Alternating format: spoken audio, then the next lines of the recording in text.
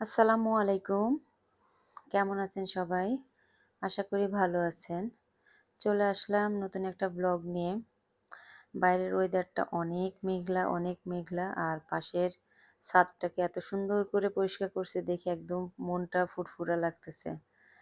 তো ছাদটা দেখে কেমন যেন একটা মনে হচ্ছে যে ছাদে প্রাণ ফিরে আসছে। তো যাই হোক, পানি একটু গরম বসাইছিলাম পাতিলে করে। সেটা আমার পায়ের তলাটা প্রচণ্ড ব্যথা, সেটাকে একটু সেঁক দেওয়ার জন্য লবণ পানি গরম। আর এখানে সবজি কেটে রাখছি। গাজর, আলু, সিম, তারপরে ফুলকপি কেটে রাখছি। আর সাথে একটু টমেটো আর ধনেপাতা কেটে রাখছি। কুচায় রাখছি। আর এখানে একটু মানে মাংস রান্না করব। সেজন্য একবারে কেটে-টেটে রেডি করে নিলাম। তো সেদিন যে মাংসটা রান্না করতে চাইছিলাম, তো ভাবলাম যে ওইদিন তো রান্না করিনি, আজকে করে ফেলি। আর আজকে থেকে আমার ছেলের মানে স্কুল, স্কুলে পরীক্ষা সরি। তো ওদের সিটি পরীক্ষা শুরু হবে।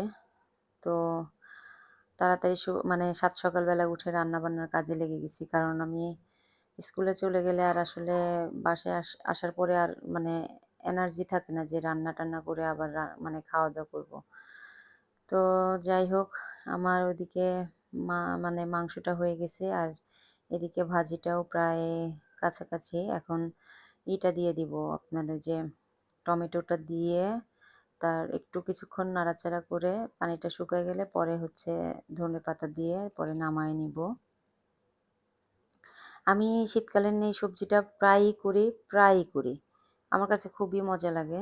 আমি শীতের এই কয় মাস আমি এগুলা করবই।